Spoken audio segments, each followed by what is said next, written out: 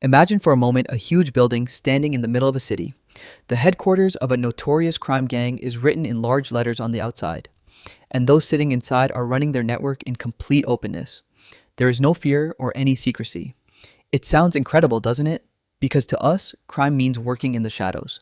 But there are places in the world where everything is just the opposite, where even though they are criminals, they do not hide, but they walk around openly with their identity and are proud of it.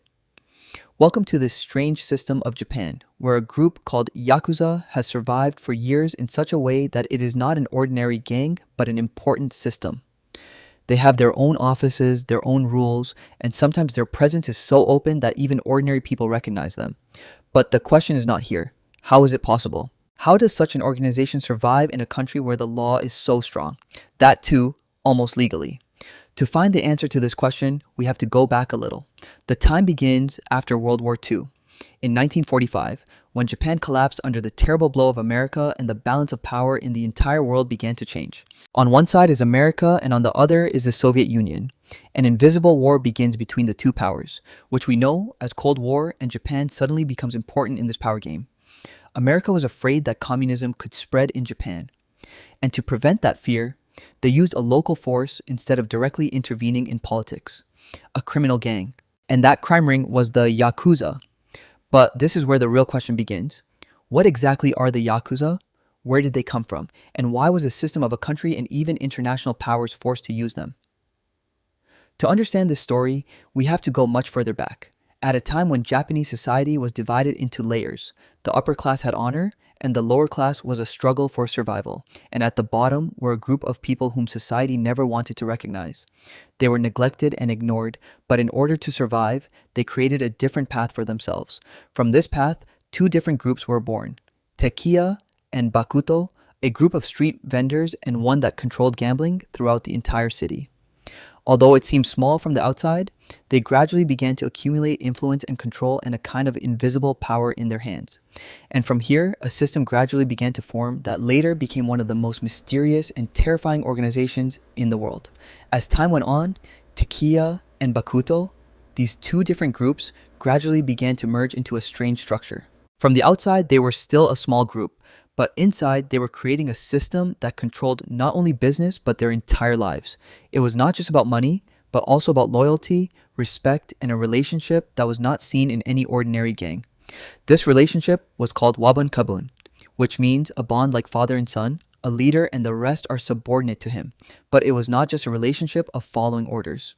It was a system where the leader would protect his people and the people would be ready to give their lives for the leader. This bond is what sets the Yakuza apart from other gangs.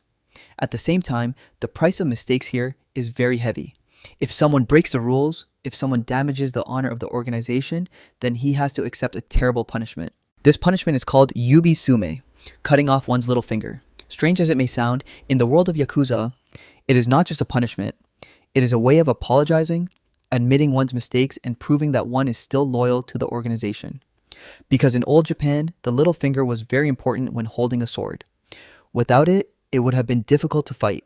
In other words, after taking this punishment, the person is no longer as strong as before. Then he has to become more and more dependent on his leader. But it doesn't end here.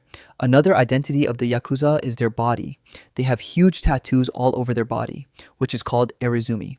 These tattoos are not just designs, there is a story behind each picture, an identity. Dragon, tiger, samurai, each symbol tells what kind of person that person is, how much he can endure, and how terrible he can be. And the most surprising thing is that the process of making this tattoo is so difficult that many people give up halfway. But those who do it in the end prove themselves that they are ready to endure any hardship for this organization. With all this, the Yakuza gradually changes from a gang into a complete system. But the story does not stop here. Because no matter how powerful an organization is, if it is only feared in the eyes of people, it will not last long. And this is where the Yakuza is different from everyone else. The time is 1995.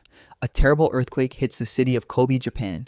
The entire city turns into ruins in an instant. The government was trying, but the situation was so terrible that it took a long time for help to arrive. And just then, an unexpected event happened. The organization that people fear, the Yakuza, was the first to take to the streets with trucks full of food, water, and various essentials. No publicity, No announcement. They quietly started helping. Yes, at different times in history, the Yakuza have been involved in natural disasters in Japan.